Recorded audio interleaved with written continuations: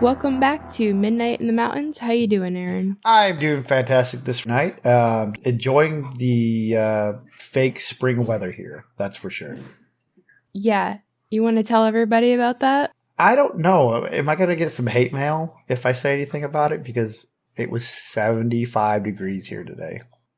That's kind of ridiculous. It was really ridiculous. I didn't even have to wear a jacket after 9 a.m. this morning. It was fantastic. Bright blue skies, no wind, just nice and warm. And tomorrow is supposed to be the same way as today. So I am looking forward to a little bit of warm weather after all the snow that we've had over the past couple weeks. Yep, not me. I had my layers on, hat on, gloves. Yeah, no gloves today, but I probably could have wore shorts today, to be honest. But this morning, when I went to work, it was 40, 45 this morning, I guess. That's a little chilly to be wearing shorts for that temperature. But you know what, though? If it's going to be cold, I'd rather it be cold and be snowing rather than, I don't know. I like winter. I don't want it to go into summer just yet, but... No, I completely agree there. Like, I like my cold time because, one thing that I've always been told is, in the wintertime, you can always put more clothes on. In the summertime, you can only take so much off before the cops get involved. Yep. So. Oh my God. No, I mean, like I said, I'm from Michigan. I spent a ton of time sledding and building igloos and snow skiing and snowmobiling and four-wheeling. So I enjoy the wintertime. And it doesn't usually last long enough. I mean, before... It'll probably be another 6 weeks and it's going to be 90 degrees or at least the 80 degree mark. Usually sometime in March we'll hit 80 degrees sometime in March. Okay, that's disgusting. I'm not jealous of you at all. No. But, at the same point, when it gets July and it's 100 degrees here with 100% humidity where you step outside, it's like being in an oven. You don't. Gross. Yeah. See, you don't deal with that very often. Hello, it's Pennsylvania. We have humidity all the time in the summer. Yeah, do you have 100 degrees? No. Once in a while, though. So, yeah. I'm not trying to say it's worse here, but it sucks. It's worse there. It's not fun. But I did have something very interesting. As some of our listeners know, I went to New Orleans last weekend. And as a side note, I think I've said many times that I am from Michigan. The Lions lost last weekend, and I am still a little heartbroken about it. I'm sorry. I'm pushing on. I'm going to move on with my life, but I'm still very sad about it. On the more important news is I did go to New Orleans for the weekend. It was the first time I went. It wasn't quite what I expected. I was going to ask you that if it was what you expected it to be. Not really. I mean, now I will have to say, while we were down there for the weekend, it was a little on the cooler side for New Orleans. At nighttime, it was down in the upper 40s. So it was a little cooler than what you would imagine a very southern city would be like. And we got there Friday morning, it was about 11 a.m. We got to where we were staying, which was in the French Quarter, which is downtown. And when we get there, there's no traffic on the roads. There's no people walking around. And we get to the hotel and we park, and I got out and I was with some friends of mine, and I was like, is this what it's always like here? I said, this city seems like it's dead. And they were like, it really wasn't like this last time. It was a little busier. But I think what we discovered was that New Orleans doesn't really wake up till about 2 p.m. Because at 2 p.m., the streets, everybody was walking around. There was a ton of cars on the road. By 5 p.m., gridlock traffic everywhere, people everywhere. Really? Yeah, it was the strangest thing that for being like a super major city and us in the most touristy spot in the city on Friday, there was nobody. It was just dead. It was almost like walking through like the zombie apocalypse, where like all the streets are empty. Like there was literally nobody walking around at noon on a Friday. It was a very weird feeling. That's the strangest thing I ever heard. Yeah. I don't have any good answers other than they must have been partying really hard Thursday night. And New Orleans does party. Apparently. They party. They know how to party. They really do. unfortunately, we were only there for like 2 full days. We were there Friday, Saturday. We had to come back on Sunday. But the feeling of the city, it's very strange because you can tell it's a very old city. And, the downtown area is, a lot newer. But like when you get out to the Garden District, those houses out there, they are just like the old Southern style mansions, I guess, or whatever. It is just so interesting to see that architecture and to see the crepe myrtles and see the big magnolia trees and the live oaks that are just... See the who? Huh? See the what? See the crepe myrtles and magnolia trees. What are you saying? Crepe myrtle? Ooh. Crepe myrtles. They're a very southern tree. Oh. They bloom really pretty flowers. You can get them in white, lavender, red, dark pink, light pink. But yeah, no, they're. I forget that you guys don't have crepe myrtles up there. It's a very southern staple. Like we have them here in Tennessee, Alabama, okay. Georgia, Florida, Louisiana, Arkansas. Any southern state could grow crepe myrtles. They really like heat. They really like humidity. They're really, really pretty. Another southern staple. And then New Orleans has something that Tennessee does not have, and it's called a live oak. And they get absolutely monstrosity big. I went to a park there that had an 800-year-old live oak. Oh, yeah. Yeah, I think you sent me a picture of that. Yep, I sent you a picture, and I look like a little twig compared to how big this tree is. I mean, it is just absolutely ginormous. And if you think about it, 800 years ago would have put it at what? The 1224? Like 1224? So back when the Crusades were going to the Middle East, this tree was a sapling down in New Orleans. That's how old it is.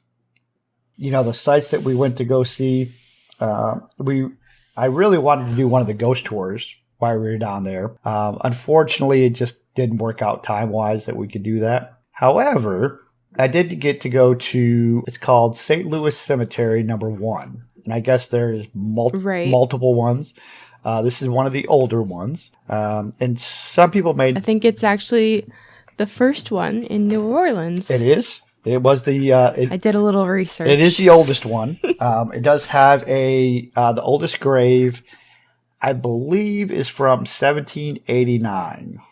I believe is what they said, because it was right around the founding of the United States was when the first person was buried there. Of course, the United States was founded in 1776, and it was right after that the first person was interred there. And for those of you that don't know, New Orleans is mostly below sea level, which means that when they go to bury their dead, they can't dig into the ground, because if they dig into the ground, they're just going to find water because of how close they are to the Gulf of Mexico. So they bury their dead in these tombs that are above ground. They're kind of like a mausoleum almost. But when we went to the cemetery, you can't just go to the cemetery. You have to go and buy tickets. You have to have a tour guide because there were so many people vandalizing them. So yeah, I heard the same thing. So all the cemeteries are owned by the Catholic Church in New Orleans, or maybe not all of them, but like all the major ones are owned by the Catholic Church. And the Catholic Church said that now you have to have a tour guide so nobody defaces any property.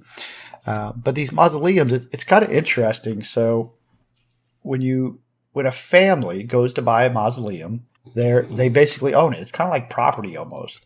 Whereas, that's theirs until they sell it. So there's some mausoleums there that are just in complete disrepair. Nobody's been buried there in 200 years. And nobody knows who actually owns it because, that family that initially bought it, the Catholic Church may or may not have kept up with who actually owns it today. So if you said, oh, hey, my family is buried there, you would have to prove that the last person buried there was in your family tree, like is a direct descendant of yours before you can take control of it, which I thought was kind of interesting because, some of those, I mean, what if the family died out? Like, are they ever going to find out? Like, and the only way you can transfer it is if the current relatives of whoever the last person that was buried there will actually sell it to somebody else. Otherwise, it's yours in like forever. It's just yours. So it's kind of weird. So when you walk through there, there'll be like this immaculate marble mausoleum that's, pristine white. And the one next to it's like completely falling apart. And the one next to that's completely falling apart. And then you'll have another one that's like, in decent shape, whatever. So it's a real, it's kind of interesting to see that kind of thing. And then something else I learned. So the question came up while we were on the tour is like, so if a family has it, how does that work? So let's say the father dies. So the father dies, the casket's put into the mausoleum. That mausoleum is then sealed up and cannot be opened for 1 year and 1 day. After 1 year and 1 day, when the next relative is to be put in there, they unseal it, they pull out the casket, they take all the remains that are left in there, they shove them all the way to the back of the mausoleum, and then they put the new casket in, seal it up for 1 year and a day.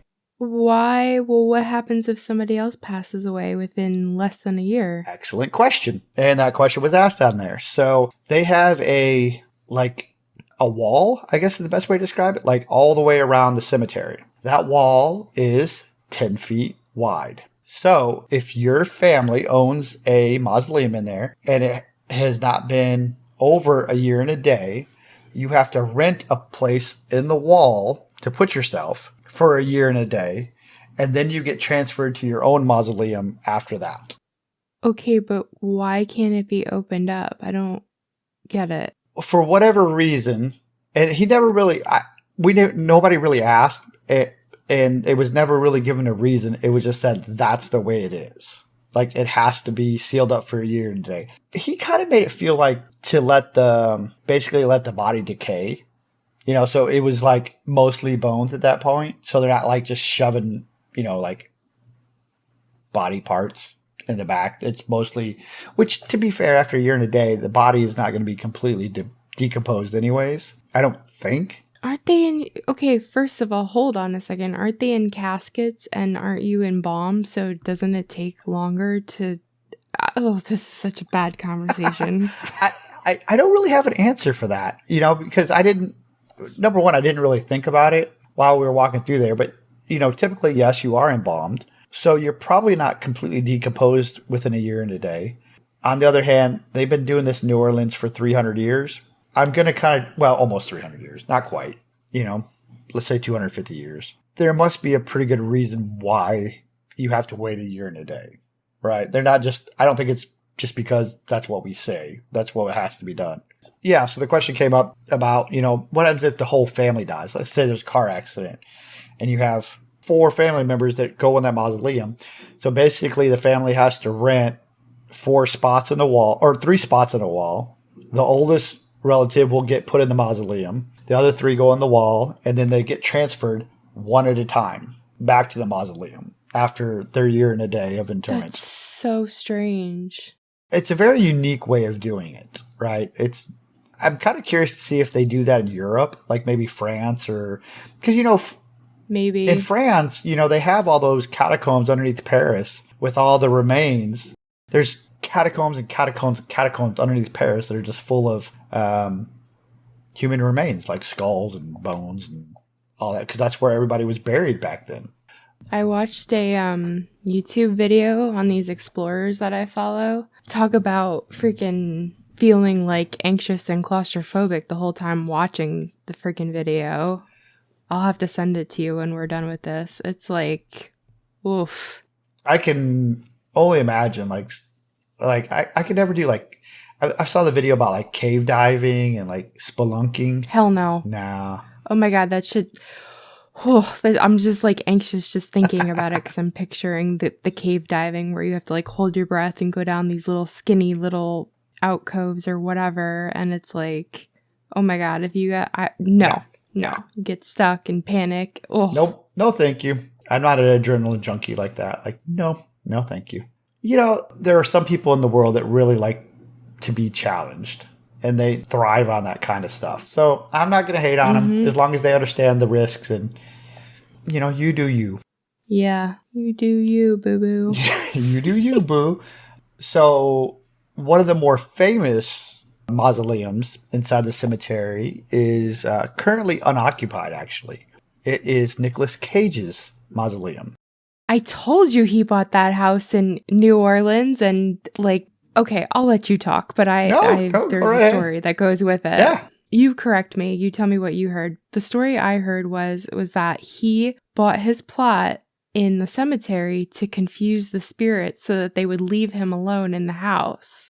So I heard that part, but I also heard another one that his uncle... Oh, but we should also say, sorry, if you didn't listen to the first one, the first New Orleans episode we did, it was the Lola Ii mansion that he had bought. And then he lived there for a while and then he sold it because it was just like too much for him. So anyways.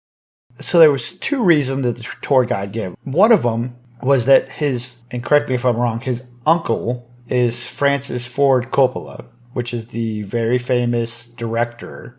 He did The Godfather and the sequels of The Godfather. Very, very famous, very rich guy. He owned a house in New Orleans, and his nephew, Nicolas Cage, which would have been Nicolas Coppola, actually, spent all his summers in New Orleans. And that's one of the reasons that he initially bought that house, was because he had such fond memories of his uncle.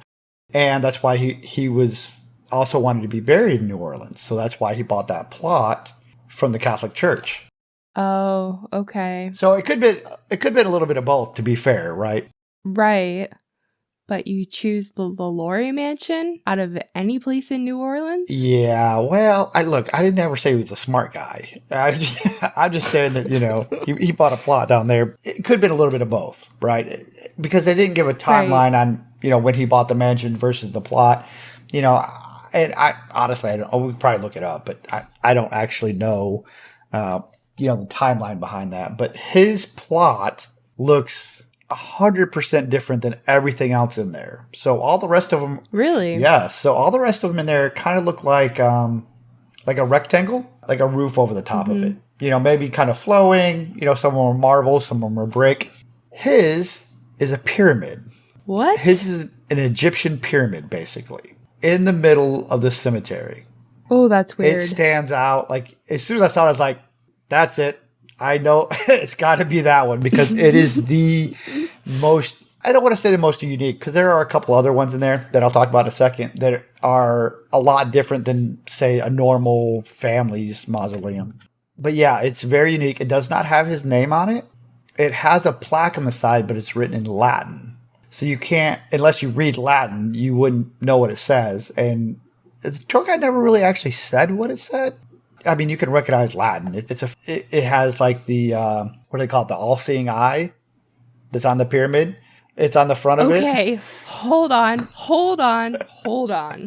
My conspiracy brain, when you said pyramid, I was like, he's in the fucking Illuminati.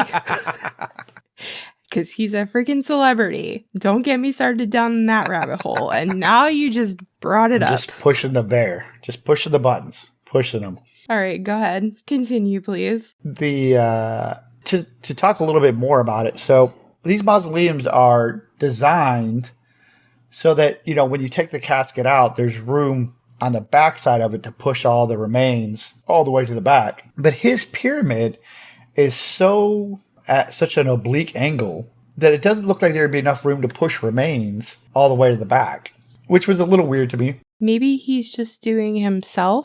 Possibly. Usually, though, mausoleums are for it's a family thing. But maybe he just bought it for himself. It's possible. So, I did a little quick search on the Googs here, and it says Cage at 56 procured the tomb back in 2010 for his future funeral.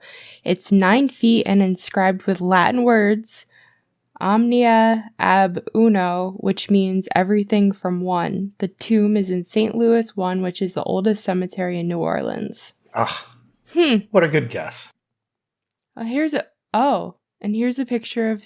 Okay, here's a picture of him visiting his tomb. Actually, I think it's just photoshopped, but it sure looks funny as hell. I'm definitely posting this in the show notes.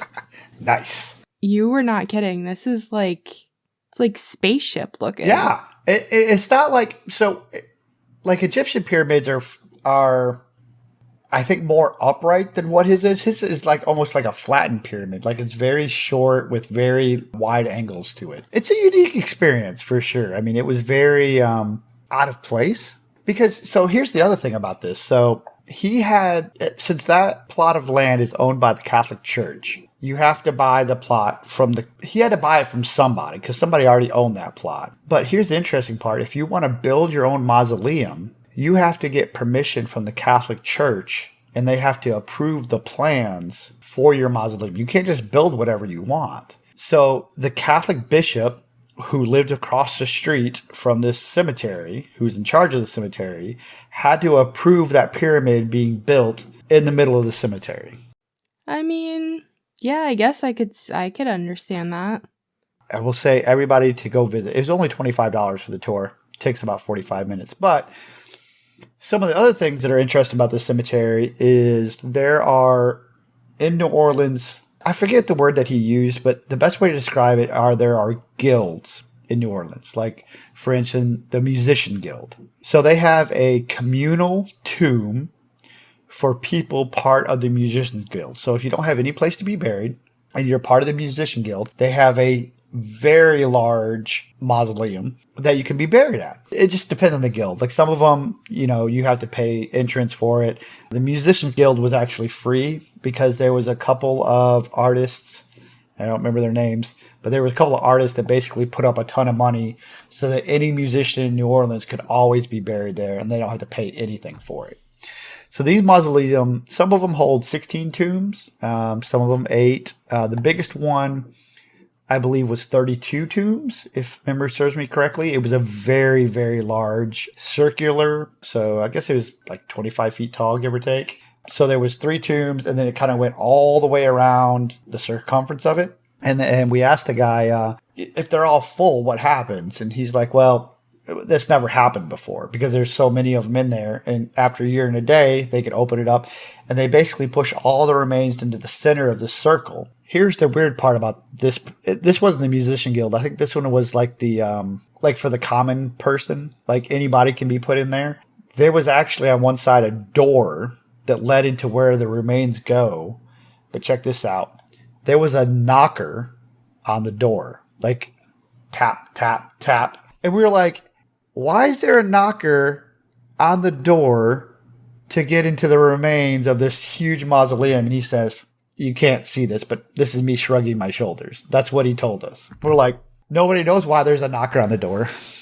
I thought you meant it was on the inside for like, you know how we had talked about the being saved by the bell kind of thing, all that stuff. I thought that's what that was about. But it's on the outside. It's on the outside. That's very strange. It was a little weird, but he also told a story that, and I mentioned this earlier. You have to have a tour guide to go through all the cemeteries. Right. The actual, and it was because vandalism, but the thing the straw that broke the camel's back per se was there was a movie. I want to think it was called Driven. It was back in the 70s. And it was about a couple guys that lived in California. They wanted to drive their motorcycles over to Mardi Gras. And they ran into all kinds of problems. And when they got to the city, they hired a couple of prostitutes. And they thought it would be fun to go and hang out in St. Louis Cemetery. So they filmed the movie in St. Louis Cemetery. And they did a lot of things the Catholic Church did not like so much. They were up on top of some of the mausoleums. They were naked. Oh, gosh. I mean, it was a lot of bad things. And they didn't find out about it till the movie was released. And the Catholic Church basically said, well, we're never going to have that happen again. Everybody has to be a tour guide. They have the doors all locked up after 4 p.m. And I want to say it was Dustin Hoffman. And there was another famous actor that was in that. I should have took notes, but I didn't think about it at the time. Yeah, what the hell, Aaron? You should have took notes. I know. I should have just recorded them. But regardless. But yeah, so Hollywood is the one that screwed up going to see the cemeteries. Thank you, Hollywood. All in for the almighty dollar. Let's see. What else did I see? Oh, the Voodoo Queen of New Orleans. Yes, I was going to ask What's her name? Marie Laveau. Marie Laveau. So Marie Laveau, actually has two mausoleums in this particular one. So Really? there's the one that everybody knows about, which is towards the front. Right. They actually have it like a fence around it, so you can't actually touch it. You can't do anything with it. In a couple places on this particular one, it has 3 X's on it. And we asked the tour guide, why are there 3 X's on this? He's like, I'm not going to tell you right now. We'll get back to that a little bit later. Okay. So we walked a little bit deeper in the cemetery, past Nicolas Cage, past all the communal ones, and we come to a very, very modest mausoleum. And it's one of the older ones. And that is where Marie Laveau is actually buried. So the other one is... Really? Yeah, she's not buried in the one that everybody thinks. And this one actually has even more X's, and you can tell they are older ones.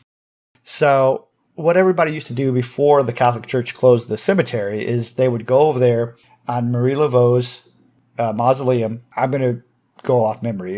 They would mark 1 X, they would turn around, mark 1 X, do something else. I forget what the other thing was. Mark 1 X, do something else, mark 1 X, and she was supposed to grant you or whatever you were wishing for, when you went home. And our tour guide told us this story.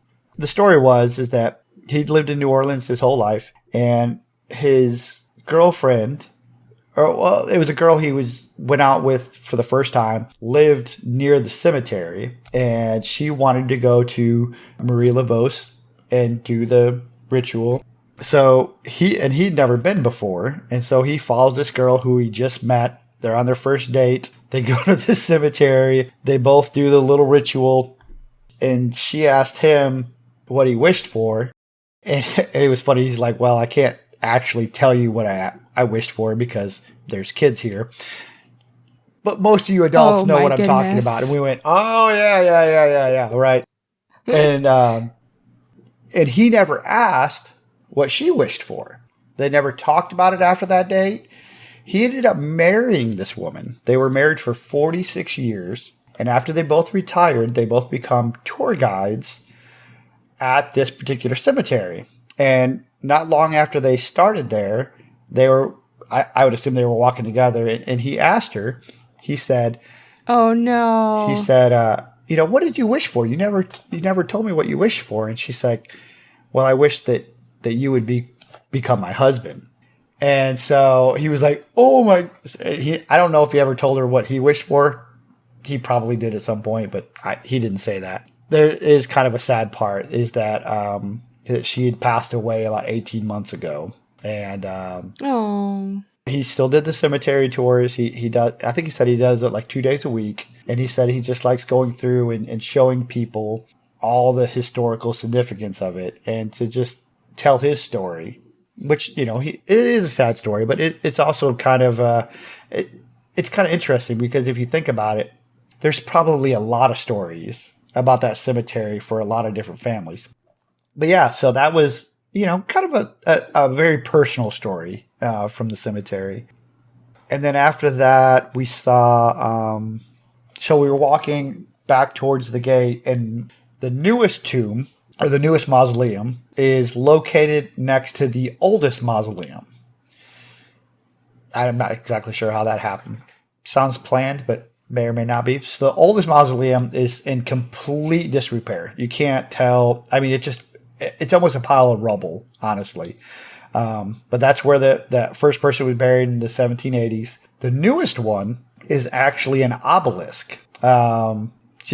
If you know what an obelisk, it's basically like a 4-sided rectangle that's very tall with a pyramid cap on top of it. And what struck me so weird about that one is what it said on the side. So the obelisk, it's very weird because what's written on the obelisk doesn't even look like English to me. However, it does have a trademark symbol behind it. Like what's written on the obelisk doesn't make any sense. Like it says, I mean, I don't know if, I would assume that's N-E with the accent mark over it. And then it says TM, like a trademark symbol. Then G-E with accent and a trademark symbol. And then D-E with accent symbol and a trademark.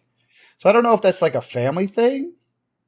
Because underneath it, I have no idea. Yeah, I don't either, but it was really, really weird. And behind that, you can see that's what that'd be like a normal mausoleum back behind it.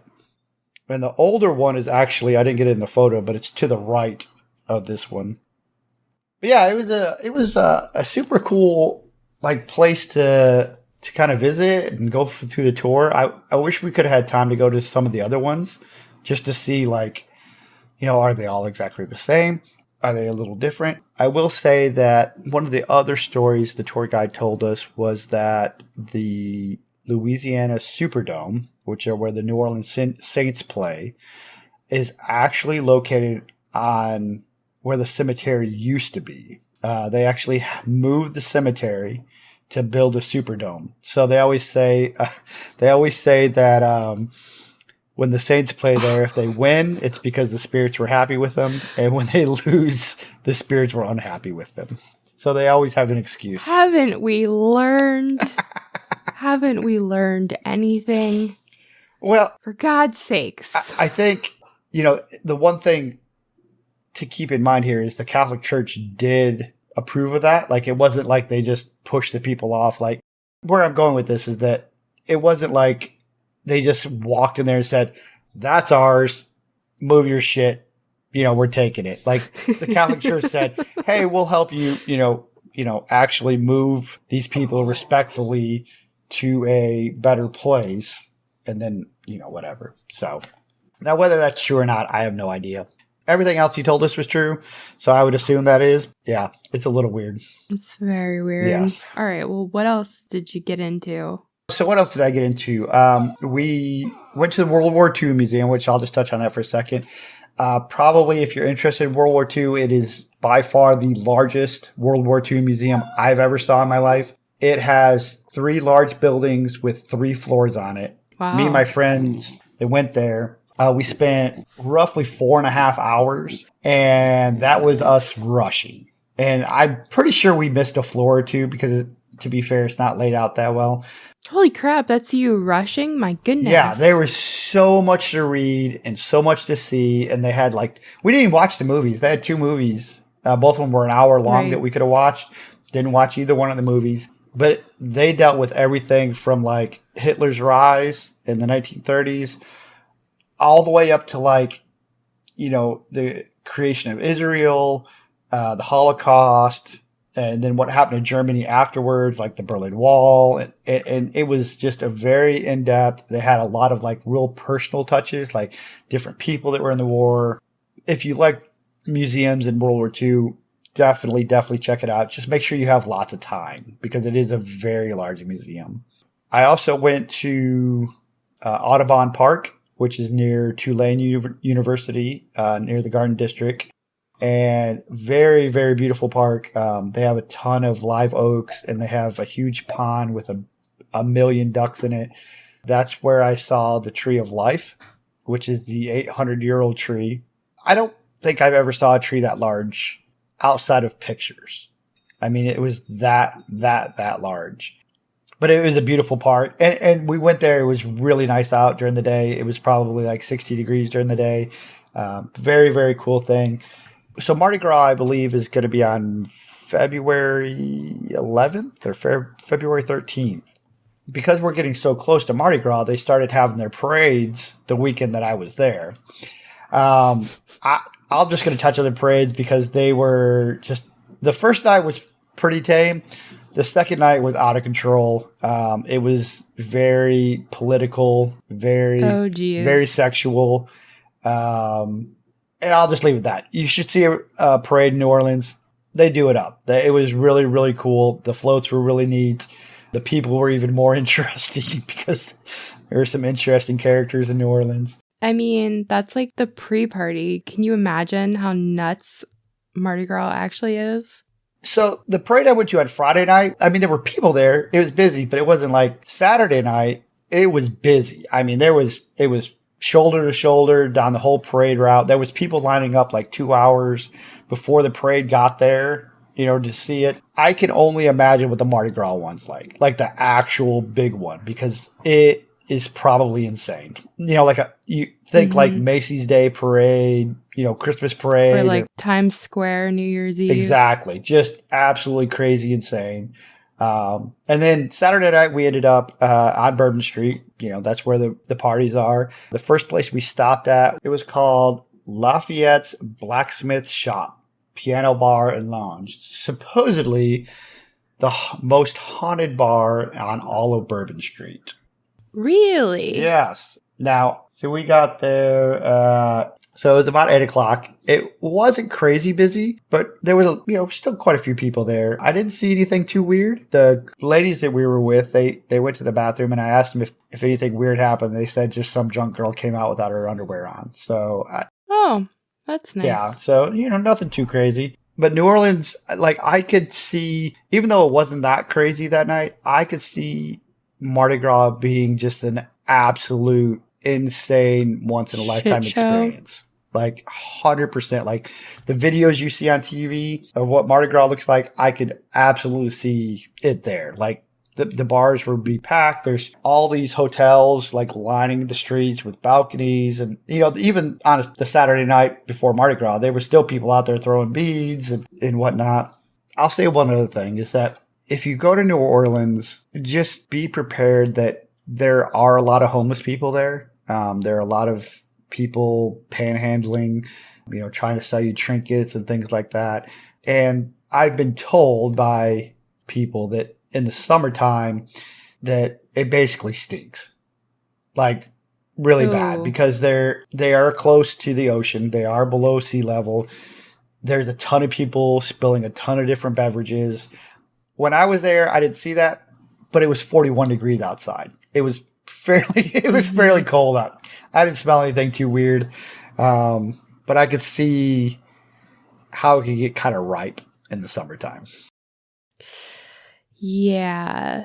But next year, I want to go see the mansion that Nicolas Cage bought. I didn't get to see it this time, but I really want to go see that one. Supposedly, Anne Rice, the vampire novelist, had a mansion in New Orleans. Didn't you say that you read her books or something? Oh yeah. The Interview with a Vampire and the Vampire Lestat and the Mayfair Witches. I've read almost all of them, I think, at one point or another. But supposedly she has most of her vampire novels are all based in New Orleans at some point or another. I can see why. 100% I can see why. Like when you read her descriptions of how the houses look, especially the Garden District, you could see how she came up with that. Like there's just a ton of those old houses with 100-year-old oaks, and it was just it was really cool. It was really, really cool.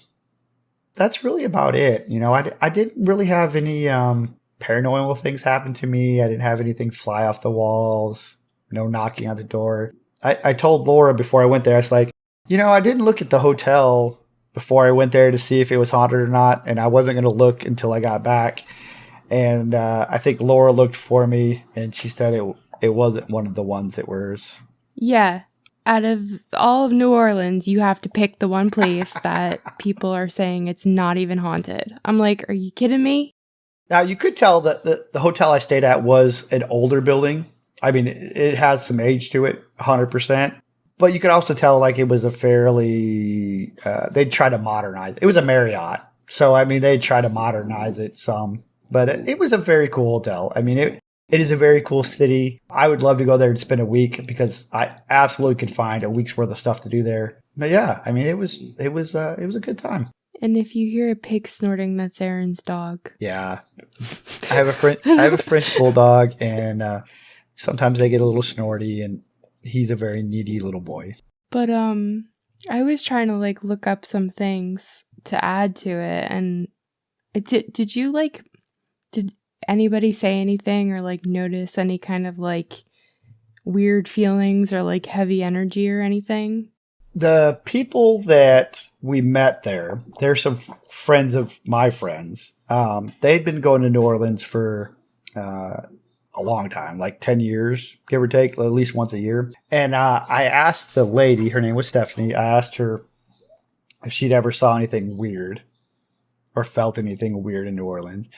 And she said the only time that anything like that had happened is that she was in a bar and it wasn't even on Bourbon Street. It was somewhere in the Garden District, that when you would go into the bathroom, the lights would flicker off sometimes. It was very random. Oh. And it was a well-known thing, which I never found anything. I looked at it. I never saw anything about it. But supposedly in this, and it could have been a little dive bar type bar. Since they've been there so much, they know where all the little cool spots are. Yeah. But yeah, supposedly in that particular building, there is a ghost that likes to hang out in the women's restroom to turn the lights off randomly.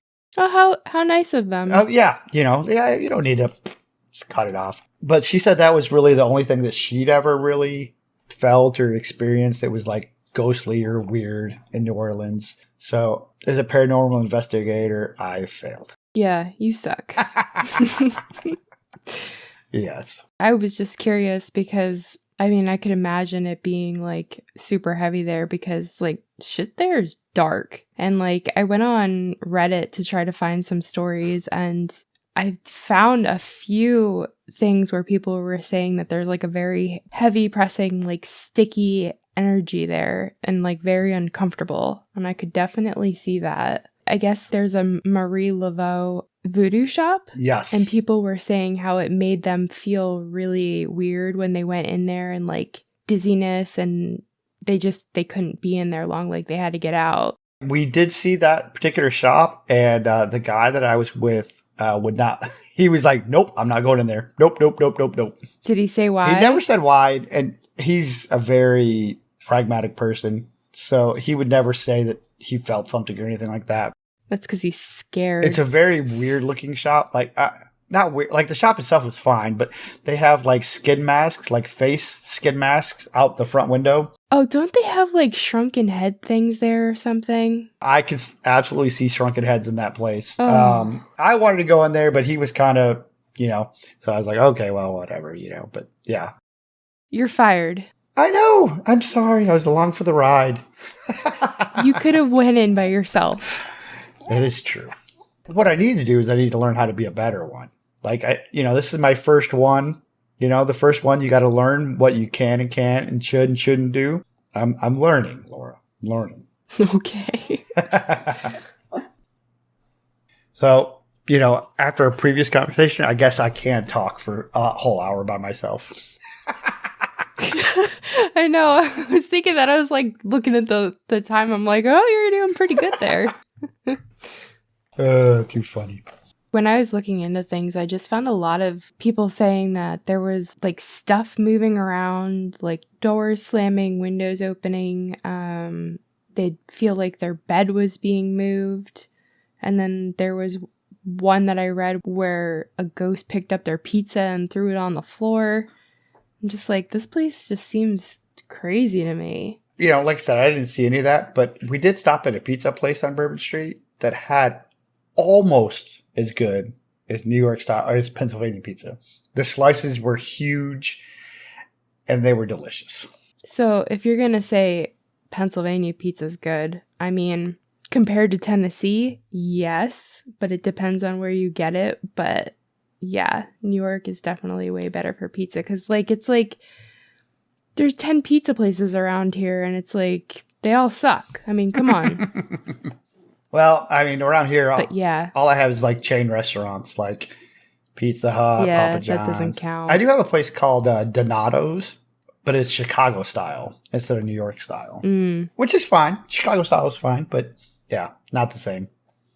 But this place, I forget. I wish I remember what the name of it was, but theirs was way more like New York style, like the big, huge pieces that you basically just have to fold up and eat them. And and the one I got was called Cajun Hillbilly or something. It was like spicy alligator and mozzarella. What? Yeah. It was really good though. It was really, really good. Oh man. Mm-hmm. But yeah, I did have a really great time. We are planning to go back next year around the same time. We should have a little bit more extra time next year because we did so much this time that we can maybe do a ghost tour next time or, something along those lines so I can see some more of the more interesting places of New Orleans. Yeah, that'll be cool. Heck yeah. Well, I don't know. That's about all. Well, I don't have anything else. I don't know. I didn't have anything anyways. But thank you, everybody, for listening to me to recounting my adventures. In the next episode, we'll be back to our regular scheduled program of spooky, scary, and or historical. All of the above. Yes, absolutely. So thank you, everybody. All right, guys. So if you have a paranormal story that you want to share with us, email it to us at midnight_in-the-mountains@yahoo.com. Hit us up on Instagram. Oh yeah, also please share and subscribe to the podcast or follow the podcast or whatever your platform does, and give us a 5-star rating and review if you can, please, to help our show grow. All right, bye everybody. Goodbye.